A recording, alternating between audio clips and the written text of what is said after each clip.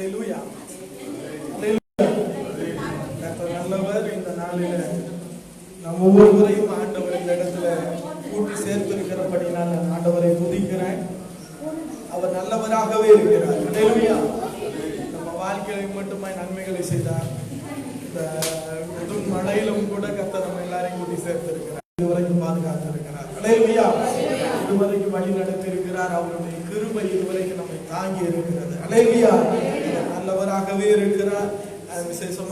விசேஷமாய் அருமையான பிள்ளைகளை ஆண்டவர் இந்த நாளில் கூட்டி சேர்த்தபடினாலே நான் ஆண்டவரை துதிக்கிற அருமையான அஜித் மற்றும் ஜெயலட், அது மட்டுமல்லாமல் ஜெயலட்டுடைய குடும்பம், அருமையான தகப்பனார், அருமையான அவர்களுடைய தாயார், அருமையான தம்பி தங்கையெல்லாம் ஆண்டவர் கூட்டி சேர்த்தபடினால ஆண்டவரை நான் துதிக்கிறேன்.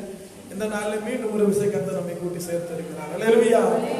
கர்த்தர் நல்லவர், அவர் கிருபை என்றும் உள்ளது. அல்லேலூயா. இந்த நாளில் நாம் தேவனுடைய வார்த்தைக்கு நேராக கடந்து செல்ல போகிறோம். நம்முடைய தேவன் நல்லவராக இருக்கிறார். நம்முடைய ஆண்டவருக்கு நிறைய பெயர் இருக்குது, நிறைய பெயர் இருக்குது. அதுல ஒரு காரியத்தை நான் சொல்ல விரும்புகிறேன். ஆண்டவருக்கு என்ன விதத்துல நம்ம பெயரை கொடுக்கிறோம்னா, என்னென்ன விதங்கள் எல்லாம் பெயரை கொடுக்கிறோம்னா, அவருடைய செய்கைகளை வைத்து அவருக்கு பெயரை கொடுக்கிறோம். யெகோவா ஈரே என்று நம்ம சொல்லுகிறோம். உண்டா இல்லையா? யெகோவா ஈரே என்று சொன்னால் என்ன அர்த்தம்? அவர் எல்லாமே பார்த்து கொள்வார். கர்த்தருடைய சன்னிதானத்தில் பார்த்து கொள்ளப்படும். அவர் நம்மை காண்கிற தேவன் என்பதுதான் யெகோவா ஈரேயுடைய அர்த்தம். அப்படி ஆண்டவருக்கு இன்னொரு பெயர் ஏராளத்தின் தேவன். சொல்லுங்க பார்க்கலாம். என்னது? அவர் ஏராளத்தின் தேவன். ஏராளம் அப்படின்னா தெரியுதா? என்னது? தாராளம். தாராளத்தின் தெய்வம். நம்முடைய தெய்வம் ஆரா? தாராளத்தின் தெய்வம். ஏராளம். தாராளத்தில் ஒன்று வாய்ச்சி லேயா வாக்கியம் என்ன வருது? அவனுக்கு காத்துன்னு வாக்கியம் என்னன்னு மலையாளத்தில் எழுதியிருக்கிறது. சரிக்கும் டிரான்ஸ்லேஷன் நோக்கியா தாராளம் என்னன்னு அர்த்தம். എന്തുവാ? ഭാഗ്യത്തിന് ധാരാളത്തിന് വ്യത്യാസം ഉണ്ട്. ഭാഗ്യം എന്ന് പറയുമ്പോൾ അത് ഒരു എന്തോ ഒരു കൃപയായിട്ട് എന്തോ ഒരു ഇതായിട്ട് കിട്ടിയത്, ഭാഗ്യമായിട്ട് കിട്ടിയത്. ഇത് അങ്ങനെയല്ല. പെരുക്കം. ധാരാളം എന്ന് പറഞ്ഞാൽ എന്തുവാ? പെരുകിക്കൊണ്ടിരിക്കുക. ഇവിടെ എന്ത് ചെയ്യുന്നത്? പെരുകിക്കൊണ്ടിരിക്കുമ്പോൾ അവൾ പെരുക്കം, ധാരാളം, ഏരാളം എന്ന് சொல்லி കാത്ത് എന്ന് പേരിട്ടത്. കാത്ത് എന്ന് പറഞ്ഞാൽ അർത്ഥം എന്തുവാ? പെരുക്കം. എന്തുവാ? பெருக்கம். பெருக்கம் பெருக்குகிறது. என்ன செய்து? பெருகுகிறது. அல்லேலூயா. தமிழ்ல தெளிவா போட்டிருக்கு, ஏராளமாகிறது என்று சொல்லி காத்துன்னு பேர் வச்ச. பிள்ளைங்களுக்கு பேர் வைக்கிறது எவ்வளவு அர்த்தமா வைக்கிறாங்க பாருங்க. என்ன ஆகுது? பெருக்கம் உண்டாகுது, ஏராளமாகுது, தாராளமாகுது. ஏன் அந்த பேரை வைக்கிறாங்கன்னா, அதாவது இந்த லேயா யாருடைய மனைவி? யாருடைய மனைவி? யாக்கோபுடைய மனைவி. யாக்கோபு மனைவி லேயா. லேயாவை இஷ்டப்பட்டு கல்யாணம் பண்ணாங்களா? இஷ்டமே இல்ல. அவன் இஷ்டப்பட்டது ராகேல. ரெண்டாவது பொண்ணு ராகேல இஷ்டப்பட்டா. ஆனா அவங்க அப்பா லேயாலையும் கட்டி கொடுத்துட்டாரு. ராகேல ரெண்டு பொண்ணா கொடுத்துட்டாரு. ஆனா ராகேல விரும்புகிறேன். இங்கு முதலாவது பார்க்கிறோம், நிந்தனையின் மத்தியில் ஆண்டவர் பெருக்கத்தின் தேவனாக, ஏராளத்தின் தேவனாக, தாராளத்தின் தேவனாக இருக்கிறார். அல்லேலூயா. நீ நிந்திக்கப்படுகிற இடத்துல, நீ அவமானப்படுகிற இடத்துல, நீ தூசிக்கப்படுகிற இடத்துல, நீ கவலைப்படுகிற இடத்துல நம்முடைய ஆண்டவர் உன்னை பெருகப்படுகிறவராக இருக்கிறார். அல்லேலூயா.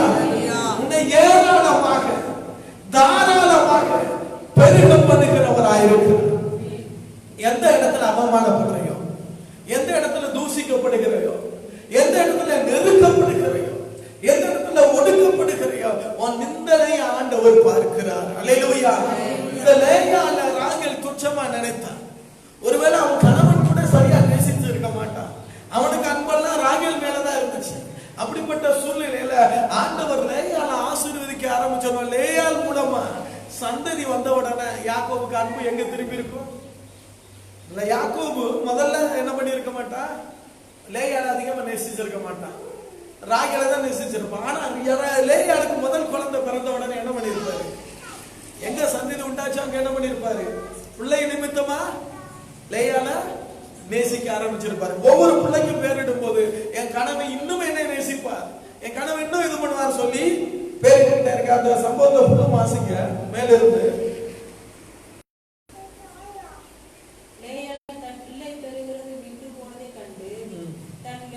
அது வந்து முதல்ல 29 அதற்கு அவன், நான் உம்மை சேவித்த விதமும் உம்முடைய 29 ஆதியாகமம் உன்னை அற்பமாக துச்சமாக நினைக்கும் போது கர்த்தர் உன்னை காண்கிறார். அல்லேலூயா. உலகம் யாரை அற்பமா நினைக்கிறதோ அவங்கள தான் கர்த்தர் பார்க்கிறார். அல்லேலூயா. நீங்க நினைக்கலாம் எங்களை ஏன் அற்பமா நினைக்கிறாங்களே, எல்லாரும் துச்சமா நினைக்கிறாங்களே சிந்திக்கிறீங்களா? உங்களை கர்த்தர் காண்கிறார். அல்லேலூயா. அல்லேலூயா. அப்படி லேயாளை கர்த்தர் கண்டு கற்பந்தரிக்கும்படி செய்தார்.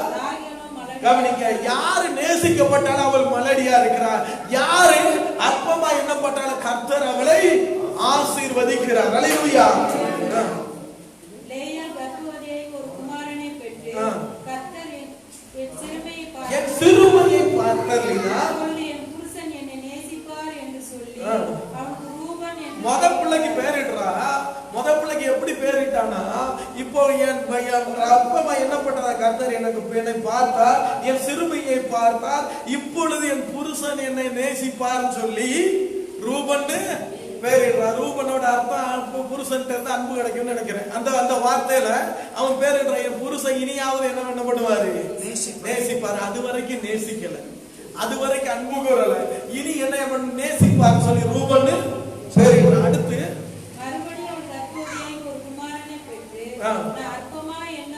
முதல்ல புருஷன் அன்பு கிடைக்கும் நினைக்கிறான். இப்போ குழந்தை பிறந்ததுனால குழந்தை பிறந்துருச்சு, புருஷன் இருந்து அன்பு எப்படி வந்துரும், அது வரைக்கும் நேசிக்கப்படல. ஆனா ரெண்டாவது மறுபடியும் நான் அற்பமாய்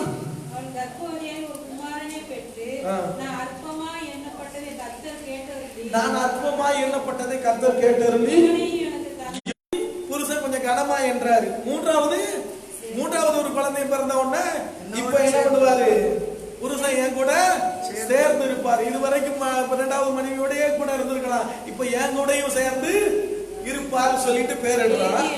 லேவி என்று பேரிடுகிறார். அடுத்து 4வது பிள்ளையும் பெற்றுக்கிறார். அதுக்கு என்ன பேரிடுறார்?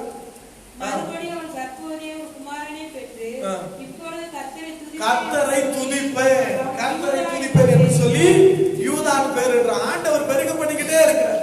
அற்பமா எண்ணப்பட்ட இடத்துல, நேசிக்கப்படாத இடத்துல, நிந்திக்கப்பட்ட இடத்துல, ஒதுக்கப்பட்ட இடத்துல, யார் ஒதுக்கப்பட்டாலும், யார் நேசிக்கப்படல, யார் நிந்திக்கப்பட்டாலும் அவளை பெருக பண்ணிக்கிட்டே இருக்கிறாரு. அப்படி சொல்லி 4வது பிள்ளைக்கு ஆண்டவர் இன்னும் என்னை பெருக பண்ணுகிறபடினால நான் அவனுக்கு யூதான்னு பேரிடுறேன். கர்த்தரை துதிப்பேன், கர்த்தரை துதிச்சுக்கிட்டு இருப்பேன். ஏனென்றால் என் நெருக்கத்தை ஆண்டவர் பார்த்தாரு, என் சிறுமையை ஆண்டவர் பார்த்தாரு, என் ஒடுக்கத்தை பார்த்தாரு, நான் தள்ளப்பட்டதை பார்த்தாரு. தள்ளப்பட்ட இந்த சூழ்நிலையில் இருந்து, நெருக்கப்பட்ட இந்த சூழ்நிலையில் இருந்து, ஒதுக்கப்பட்ட இந்த சூழ்நிலையில் இருந்து, அன்பு கிடைக்காத இந்த சூழ்நிலையில் இருந்து என்னை பெருக பண்ணுகிறார் என்று சொல்லி அடுத்து மறுபடியும் ஒரு குழந்தை 5வதா பிறக்கும் போது என்ன சொல்றா, ஏராளமாகிறது. இடத்துல நீ தள்ளப்படுகிற இடத்துல, நீ அவமானப்படுத்தப்படுகிற இடத்துல, உனக்கு அன்பு கிடைக்காது இருக்கிற இடத்துல உன்னை ஏராளத்தின் தாராளத்தின் தேவன் ஆசீர்வதித்து உன்னை பெருக பண்ணி உன்னை மேன்மைப்படுத்தி உன்னை நீ உன் வாயினால எனக்கு பெருக ஆண்டவர் ஏராளமாய் தந்திருக்கிறார். யாத்ராகமம் 1ஆம் அதிகாரம், புறப்பாடு புஸ்தகம் 1:7. இஸ்ரவேல் புத்திரர் மிகுதியும் பலுகி ஏராளமாய் பெருகி பலத்திருந்தார்கள், தேசம் அவர்களால் நிறைந்தது. இஸ்ரவேல் புத்திரர் மிகுதியும் பலுகி ஏராளமாய் பெருகி பலத்திருந்தார்கள், தேசம் அவர்களால் நிறைந்து இருந்தது. மேல 5ஆம் வசனத்தை வாசிங்க. யோசேப்பு அதற்கு முன்னமே எகிப்திலே இருந்தான். யாக்கோபின் கர்ப்ப பிறப்பாகிய யாவரும் 70 பேர். யோசேப்பும் அவனுடைய சகோதரர் யாவரும் அந்த தலைமுறையால் எல்லாரும் மரணம் அடைந்தார்கள். இஸ்ரவேல் புத்திரர் மிகுதியும் பலுகியும் ஏராளமாய் பெருகி பலத்தி இருந்தார்கள், இஸ்ரவேல் புத்திரர் பெருகி பெருகி பலுகி ஏராளமா தேசம் நிறைந்து இருக்குது. எந்த தேசத்துல, எந்த இடத்துல பெருகி இருக்காங்க? எகிப்துல பெருகி இருக்காங்க. அல்லேலூயா. எகிப்துல அடிமையா போன இடத்துல, அடிமையா ஒரே ஒரு மனுஷன் போன, யாரு? யோசேப்பு போன, அடிமையாய் விற்கப்பட்டு போனான். அந்த அடிமையாய் விற்கப்பட்டு போன இடத்துல கர்த்தர் அவர்களை ஆசீர்வதித்து அந்த யோசேப்பை உயர்த்தி ராஜாவுக்கு அடுத்த ஸ்தானத்திலே கொண்டு வந்து அங்க இஸ்ரவேல் ஜனங்கள் பெருகிக்கிட்டே இருக்கிறாங்க. அதாவது யோசேப்போடு கூட அவன் பிள்ளைகள் எல்லாரையும் எகிப்துக்கு கூட்டிட்டு வர்றாங்க. இங்க இவங்க பெருகிக்கிட்டே இருக்கிறாங்க. யோசேப்பு இருக்கும் வரைக்கும் இஸ்ரவேல் ஜனங்களுக்கு ஒரு பிரச்சனையும் இல்லை, ஒரு பிரச்சனையும் இல்ல. நல்லா வளர்ந்துகிட்டு வராங்க, நல்லா பெருகிக்கிட்டு வராங்க, நல்ல வேலைக்கு ஏற்ற கூலி கிடைக்குது. நல்ல நிறைய நம்ம தேசத்துல எண்ணம் இதுதான். கிறிஸ்தவ மைனாரிட்டி, உங்களை தொட்டா யாரு என்ன பண்ண முடியும்? இருக்கிறது கணக்குப்படி பார்த்தா 18% 20%. கவர்மெண்ட் கணக்குப்படி பார்த்தா, அல்லாத கணக்கு சபையின் கணக்குன்னு அதிகமா இருக்கு. ஆனாலும் இவங்க மைனாரிட்டி தானே, இவங்களை என்ன பண்ணலாம்னு சொல்லி நெருக்க நம்ம தேசத்திலையும் நம்மளை நெருக்கிறதுக்கு நினைக்கிறாங்க. இன்னும் அதே போலதான் இஸ்ரவேல் ஜனங்களை அவங்க பெருகிறத பார்த்துட்டு என்ன பண்ணாங்க? நெருக்க தொடங்கினாங்க. அதே தேவ பிள்ளைகள் இங்கும் நம்ம பார்க்கிறோம். நம்முடைய தேசத்திலும் தேவ பிள்ளைகள் பெருகுவதை பார்த்துதான் நெருக்கிறாங்க. நம்மளை ஏன் நெருக்க நினைக்கிறாங்க? நம்ம யாருக்கும் எந்த பிரச்சனைக்கு போறோமா? கிறிஸ்தவங்க யாருக்கும் எந்த பிரச்சனைக்கும் போறது இல்லை. கிறிஸ்தவங்க நன்மை தான் செய்கிறோம். சபை நன்மை செய்கிறது, கிறிஸ்தவர்கள் நன்மை செய்கிறார்கள். கிறிஸ்தவங்க தீவிரவாதம் பண்ணாங்கன்னு எங்கேயாச்சும் பார்த்து கேள்விப்பட்டிருக்குமா? எந்த தீவிரவாதத்துக்கும் எதுக்குமே போகல. நம்ம எந்த இதுவுமே பண்ணல. நம்ம மதத்துக்காக கொலை பண்றதோ இது பண்ற எந்த காரியமே நம்ம செய்யல. ஆனாலும் நம்மை நெருக்க பார்க்கிறார்கள். ஏனென்றால் நம்ம என்ன பண்ணுகிறோம்? பெருகுகிறோம். அல்லேலூயா. இங்க பெருக்கம் அதுதான். இங்க இஸ்ரவேல் ஜனங்கள் யோசேப்பு அறியாத ஒரு ராஜா வரான். நம்மளை காட்டிலும் இவங்க என்ன பண்றாங்க? ஏராளமாகிறார்கள். அல்லேலூயா. தேவ பிள்ளைகள் ஒடுக்கத்தின் மத்தியில, நெருக்கத்தின் மத்தியில, கஷ்டத்தின் மத்தியில ஏராளமாய் தாராளமாய் பெருகுவோம். நசுக்க நசுக்க நம்மள ஒடுக்க ஒடுக்க நம்ம பெருகுவோம். அல்லேலூயா. அதனாலதான் பக்தன் பாடினார், கிறிஸ்தவனை டிஸ்டர்ப் பண்ணாத, அவனை அசால்ட்டா எண்ணி விடாத, அவன் வெட்ட வெட்ட வளருவான், கொட்ட கொட்ட உயர்வான். நீ கொட்ட நினைக்கிறியா? அவனை வெட்ட நினைக்கிறியா? அவன் வளர்ந்துகிட்டே தான் போவான். நீ அவனை இல்லாம ஆக்கலாம் நினைக்கிறியா? அவன் பெருகிட்டே தான் போவான். அல்லேலூயா. எந்த இடத்துல எல்லாம் கிறிஸ்தவங்களை ஒடுக்கணும்னு நினைக்கிறாங்களோ அந்த இடத்துல கிறிஸ்தவங்களை கர்த்தர் பெருக பண்ணுகிறார். அல்லேலூயா. எந்த இடத்துல நெருக்க நினைக்கிறாங்களோ அந்த இடத்துல கர்த்தர் கிறிஸ்தவங்களை சபைகளை பெருக பண்ணுகிறார். அல்லேலூயா. நீ எந்த தடை சட்டம் கொண்டு வந்தாலும் தேவன் தம்முடைய கிரியை நடப்பிப்பதை ஒருவரும் தடுக்க முடியாது. அல்லேலூயா. ஏனென்றால் நம்முடைய யுத்தம் மாம்சத்தோடு ரத்தத்தோடும் அல்ல, இந்த பிரபஞ்சத்தின் அந்தகார லோகாதிபதியோடு நம்ம மோதிக்கொண்டு இருக்கிறோம். அல்லேலூயா. நம்ம யுத்தம் வாளினாலே கத்தினாலே அல்ல, ரத்தத்தினால அல்ல. நம்முடைய யுத்தம் முழங்கால் யுத்தம். அல்லேலூயா. நம்ம செய்கிற ஒரே ஒரு காரியம் ஜெபிக்க மாத்திரம் செய்கிறோம். அல்லேலூயா. நம்மளை எதிர்க்கிறவங்களை ஆசீர்வதிக்கிறோம். நமக்கு விரோதமா எழுப்பி நிக்கிறவங்களுக்காக நம்ம ஜெபம் பண்றோம். அல்லேலூயா.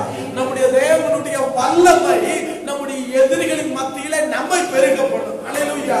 5 பேரா இருக்கிறவங்கள 10 பேரா ஆக்கும், 10 பேரா இருக்கிறவங்கள 50 பேரா ஆக்கும். அல்லேலூயா. எந்த சட்டமும் அதை தடுக்கவே முடியாது. அல்லேலூயா. நம்மள சுவிசேஷம் சொல்ல விடாம தடுக்கிறாங்களா? கர்த்தர் தம்முடைய ஜனங்களை தாமாக கூட்டி சேர்ப்பார். அல்லேலூயா. அது யாரும் தடுக்க முடியாது. ஒருவேளை வெளியே போய் சுவிசேஷம் சொல்ல முடியாம இருக்கலாம், ஓப்பனா நிறைய மீட்டிங் நடத்த முடியாம இருக்கலாம், ஆனால் கர்த்தருடைய கிருபை ஜனங்களை கொண்டு. அல்லேலூயா. அல்லேலூயா. அதை யாராலும் தடுக்கவே முடியாது. ஒன்று, நிந்தனையின் மத்தியிலே அவர் ஏராளத்தின் தேவனாய் இருக்கிறார். இரண்டாவது, ஒடுக்கத்தின் மத்தியிலே அவர் ஏராளத்தின் தேவனாய் இருக்கிறார். மூன்றாவது காரியம் வாசிக்க போகிறோம். யாத்ராகமம் 1:22-3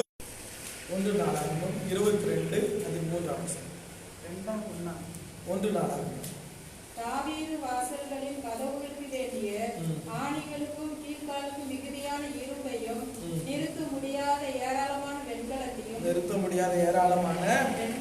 வெண்கலத்தையும் எண்ணிருந்த கேதுரு சம்பாதித்தான். எதற்காக சம்பாதித்தான்? ஏராளமா தாவீது சம்பாதித்தான். எதற்காக சம்பாதித்தான்? இங்க எழுதப்பட்டிருக்கு. எதற்காக? அந்த மலையாளத்தில் விட வாய்ச்சி 1 தினவர்த்தாந்தம் 22 தினவர்த்தாந்தம் 22 ஏராளமா சம்பாதிக்கிறான். எதற்காக? வாய்க்கு 1 தினவர்த்தாந்தம் 22 അതിന്റെ 3. ദാവീദ് പടയോടുകളുടെ അയൽക്കാർക്കായിരിക്കും ഓർക്കുകൾക്കായിരിക്കും വളരെ ഇരുമ്പും തൂക്കമില്ലാത്ത വളരെ പാപവും അനവധി ദേവദാനവും ഒരുക്കി വെച്ചു. അനവധി ദേവദാനവും ഒരുക്കി വെച്ച്. അനവധി ഒരുക്കി വെച്ച്. എന്തിനു വേണ്ടിട്ടാ? കുറേ സാധനങ്ങൾ ഒരുക്കി. எதற்காக? எதற்காக இங்க சம்பாதித்தான்னா சம்பாதிச்சு சேர்த்து வைக்கிறான். ஏராளமா சம்பாதிச்சு சேர்த்து வைக்கிறான். எதற்காக சேர்த்து வைத்தான்? கர்த்தருடைய ஆலயத்தை. அல்லேலூயா. கர்த்தர் நம்மை ஏராளமாய் ஆசீர்வதிக்கிறவர். கர்த்தர் நம்மை தாராளமாய் ஆசீர்வதிக்கிறவர். கர்த்தர் நம்மை ஏராளமாய் தாராளமாய் ஆசீர்வதி நான் சொல்லவே இல்லை. ஆனால் அவைகளோடு கூட நம்ம எதற்காக சேர்த்து வைக்கணும்? கர்த்தருக்காக, கர்த்தருடைய ஆலயத்திற்காக சேர்த்து வைக்க வேண்டும். அல்லேலூயா. தாவீது சேர்த்து வைத்தது வேத வசனம் தெளிவாக எழுதி இருக்கிறது. நிறைய சேர்த்து அவர் சேர்த்து வைத்தது கிட்டத்தட்ட இந்த நாட்கள்ல பார்த்தோம்னா டன் கணக்குல ஒரு 10-15 லாரிகளில் ஏற்றக்கூடிய அளவு பொன்னையும் வெள்ளியையும் வெண்கலத்தையும் என்ன பண்ணியிருந்தாரா? ஆலயத்திற்காக சேர்த்து வைத்திருந்தார். அவர் ராஜா, அவனால அவ்வளவு சேர்த்து வச்சுட்டாருன்னு நம்ம சொல்லுவோம், நினைப்போம். உண்மைதான், அவர் கையில நிறைய இருந்திருக்கு. அந்த மாதிரி டன் கணக்குல சேர்த்து வச்சுட்டு இருக்கிறார். ஆனால் நாம சேர்த்து வைக்கிற கணக்கு பெருசா ஆண்டவர் பார்க்க மாட்டாரு. அதான் புதிய ஏற்பாட்டுல சொல்றாரு, ஒரு விதவை 2 காசை கொண்டு வந்து என்ன பண்ண? கர்த்தருக்காக கொடுத்தார். கொடுத்த போது ஆண்டவர் எல்லாவற்றையும் விட அதை மேன்மையாக கருதுகிறார். ஏன் ஏன் தெரியுமா? தன் ஜீவனத்துக்கு உள்ளதெல்லாம், தன் ஜீவனத்துக்கு உள்ளதெல்லாம் கர்த்தருக்காக கொடுத்துட்டார். அவ கையில அதை தவிர வேற எதுவுமே இல்லை. அது எல்லாத்தையும் யாருக்காக கொடுத்தார்? கர்த்தருக்காக கொடுத்தார். அல்லேலூயா. அத ஆண்டவர் பெருசா பார்க்கிறார். இவன் எல்லாத்தையும் கொடுத்து கர்த்தருக்காக கொடுக்கிறான். நம்ம அப்படி எல்லாத்தையும் கொடுக்கிறது சொல்லல. ஆனால் நம்ம கர்த்தருக்காக நம்ம எண்ணம், நம்ம சிந்தை, நம்ம நோக்கம் கர்த்தருக்காக நம்ம ஏதாவது செய்ய வேண்டும் என்பதில் இருக்க வேண்டும். அல்லேலூயா. நம்மளால முடிஞ்சது என்ன கொடுக்க முடியுமோ கர்த்தருக்காக கொடுக்கணும். நம்ம ஜீவனை கொடுக்கிறோம். நம்ம உழைப்பை கர்த்தருக்காக கொடுக்கிறோம். அல்லேலூயா. கர்த்தருக்காக நேரம் கொடுக்கணும். ஒரு நாள் ஏதாவது ஒரு நாள் நீங்க சிந்திக்கணும். நீங்க அதுக்காக மாத்தி வைக்கணும். நீங்க அதற்காக மாத்தி வச்சுட்டு நம்ம ஒரு இடத்துக்கு ஊழியத்தை போகல என்று சொல்லி நம்ம சபையை தீர்மானித்து ஊழியம் செய்யணும். அல்லேலூயா. அல்லேலூயா.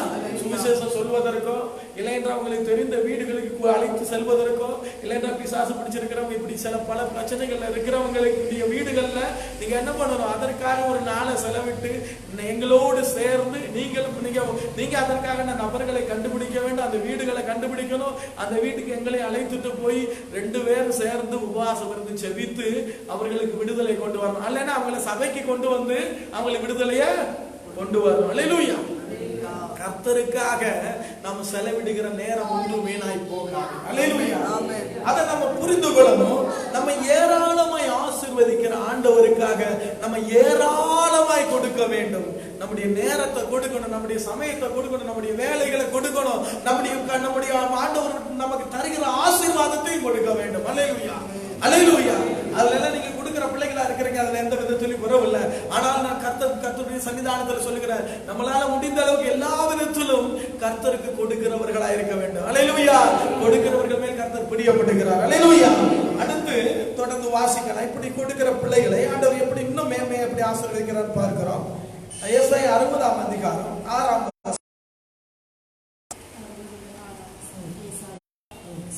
ஏசாயா 60. ஒட்டகங்களில் ஏராளமும் மீதியால் ஏகோ தேசங்களில் வேகமான ஒட்டகங்களும் உன்னை மூடும். சேபாவில் உள்ளவர்கள் யாவரும் பொன்னையும் தூபம். அல்லேலூயா. நான் கர்த்தருக்காக என் நேரத்தை கொடுத்தேனா அந்த நேரத்துக்கு பல மடங்கு ஆண்டவர் கொடுப்பார். அல்லேலூயா. உன் வேலையை விட்டுட்டு வந்து சபையில நம்ம ஏதாச்சும் வேலை செஞ்சிருக்கிறோமா, அதற்கேற்ற ஆசீர்வாதத்தை ஆண்டவர் கொடுத்து பெருக பண்ணுவார். அல்லேலூயா. அல்லேலூயா. நம்ம கர்த்தருக்காக நம்ம காணிக்கைகளை கொடுக்கிறோமா, அதற்கேற்ற ஆசீர்வாதங்களை சம்பூர்ணமாக ஆண்டவர் நமக்கு கொடுப்பார். அல்லேலூயா. அவர் ஏராளத்தின் தாராளத்தின் தேவனாக இருக்கிறார். கண்களை மூடலாம், நம்ம செபிக்கலாம். கண்களை மூடி செபிக்க போகிறோம். தொடர்ந்து முன்னும் ஒரு சில 1-2 காரியங்களை மட்டும் சொல்லிட்டு ஜெபிக்க போகிறோம். 1ஆம் வசனத்திலிருந்து இதை வாசிக்கலாம். 60ஆம் அதிகாரம் 1ஆம் வசனத்திலிருந்து வாசிக்கலாம். வாசித்துட்டு ஜெபிக்க போகிறோம். ஏசாயா 60:1 எழும்பி பிரகாசி, உன் ஒளி வந்தது, கர்த்தருடைய மகிமை உன்மேல் உதித்தது. இதோ இருள் பூமியும் காரிருள் ஜனங்களை மூடும், ஆனாலும் உன்மேல் கர்த்தர் உதிப்பார், அவருடைய மகிமை உன்மேல் காணப்படும். எப்போ ஏராளமா தாராளமானவரோட பெருக பண்றாருன்னா, நீ எழும்பி பிரகாசிக்கும் போது. அல்லேலூயா. என்ன பண்ணும்போது? எழும்பி பிரகாசிக்கும் போது. யாருக்காக? கர்த்தருக்காக. நீ எழும்பி பிரகாசிக்கும் போது கர்த்தருடைய ஒளி உன் மேல வரும், கர்த்தருடைய மகிமை உன் மேல உதிக்கும். இதோ இருள் பூமியும் காரில் ஜனங்களை மூடும், ஆனால் கர்த்தர் உன் மேல உதிப்பார். எல்லாம் இருளா இருந்தாலும், பூமி எல்லாம் காரியங்களா இருந்தாலும், அவருடைய மகிமை உன் மேல் உதிக்கும். அல்லேலூயா. பூமி எல்லாம் இருட்டா இருக்கு, பூமி எல்லாம் குறைவா இருக்கு, பூமி எல்லாம் ஆசீர்வதிக்கப்படாம இருக்கு, பூமி எல்லாம் செழிப்பில்லாம இருக்கு. அப்படிப்பட்ட சூழ்நிலையிலோ கர்த்தருடைய ஒளி உன் மேல் வந்து. வண்டிகள் அப்படியே நிக்குது, உறங்கிட்டு இருக்குது. வண்டியில போடுறதுக்கு பெட்ரோல் இல்லை. அந்த டிவியில செய்தி சொல்ற நிருபர்கள் சொல்றாங்க, நாங்கள் எங்கள் வீடுகளில் இருந்து வேலை செய்து கொண்டு இருக்கிறோம், எங்கள் வாகனங்களில் பெட்ரோல் நிரப்ப முடியவில்லை.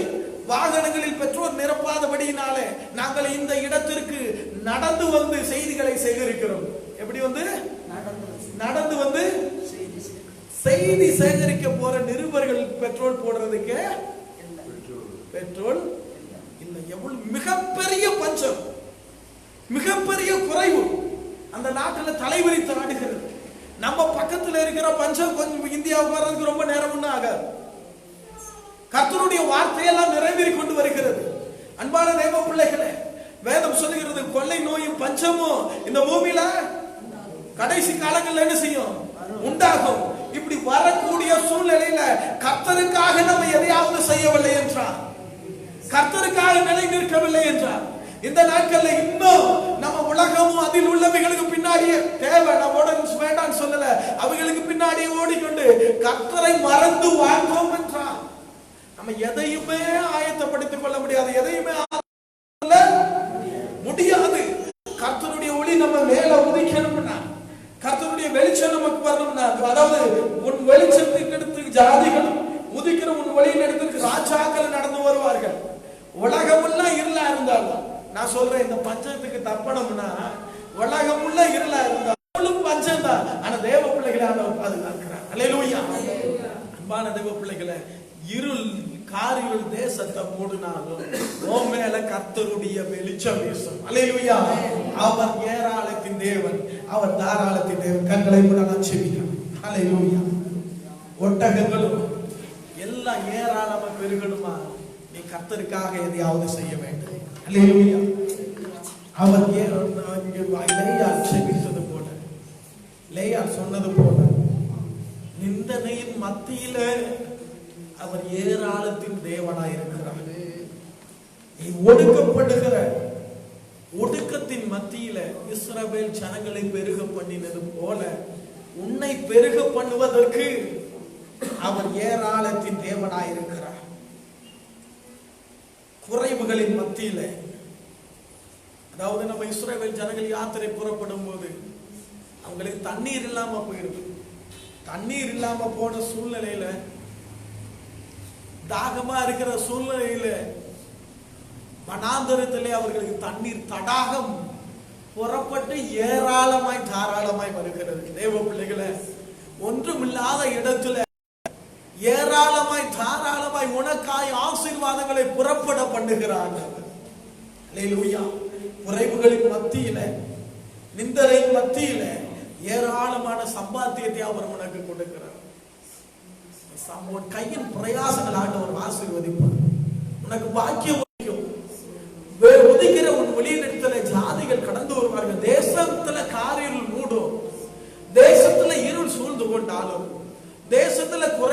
வந்தாலும், தேசத்துல இல்லாம போனாலும், தேசத்துல எல்லா ஆசீர்வாதங்களும் அளிக்கப்பட்டாலும், உன்னை ஆண்டவர் ஆசீர்வதிப்பார், உன்னை செழிப்பாக வைத்திருப்பார், உன்னை மேன்மைப்படுத்துவார், உன்னை பெருக பண்ணுவார். இந்த தேவனுக்காக நம்ம நிலை நிற்போமா? எழுந்து நிற்க வேண்டும், எழுந்து நிற்கணும், தேவனுக்காக எழுந்து பிரகாசிக்கணும். ஹல்லேலூயா. தேவ சன்னிதானத்தில் ஒப்பு கொடுத்து செபிக்கலாம். ஆண்டவரே, நாங்கள் உமக்காய் எழுந்து பிரகாசிக்க எங்களை ஒப்பு கொடுக்கிறோம். ஆண்டவரே, உமக்காய் எழுந்து பிரகாசிக்க எங்களை முழுவதுமாய் ஒப்பு கொடுக்கிறோம். நீர் எங்களை பொறுப்படுத்த நடத்து என்று சொல்லி ஆண்டவர் சன்னிதானத்தில் ஒப்பு கொடுக்கலாம். எங்கள் அன்பின் பரலோக பிதாவே, இயேசுவின் நாமத்தில் உம்முடைய பாதத்தில் வருகிறோம். ஆண்டவரே, சொல்லப்பட்ட வார்த்தைகளின்படி நீர் ஏராளத்தின் தாராளத்தின் தேவனாய் இருக்கிறீர். நீர் எங்களை ஆசீர்வதித்து எங்களை பெருக பண்ணுகிறவராய் இருக்கிறீர். ஆண்டவரே, நிந்தனின் மத்தியிலே எங்களை பெருக பண்ணுகிறீர். ஆண்டவரே, ஒடுக்கத்தின் மத்தியிலே எங்களை பெருக பண்ணுகிறீர். குறைவுகளின் மத்தியிலே எங்களை பெருக பண்ணுகிறீர். ஆண்டவரே, நாங்கள் கர்த்தருக்காய் கொடுக்கும் போது எங்களை பெருக பண்ணுகிறவராய் இருக்கிறீர். ஏராளத்தின் தாராளத்தின் தேவனாய் இருக்கிறபடி நான் தொடர்ந்து கூட வந்திருக்கிற ஒவ்வொரு பிள்ளைகளையும் ஆண்டவரே, இந்த வார்த்தையின்படி நீர் ஆசீர்வதி. இந்த நாளில் வராத பிள்ளைகளை அடுத்த வாரத்திலே கூட்டி சேர்த்தது. குறைவுகள் நீங்கட்டும், கரைகள் நீங்கட்டும், தொடர்ந்து கூட ஆசீர்வதி வழி நடத்தும். இயேசு கிறிஸ்துவின் இடையே நாமத்தில் செபிக்கிறேன் எங்கள் ஜீவனுள்ள நல்ல பிதா.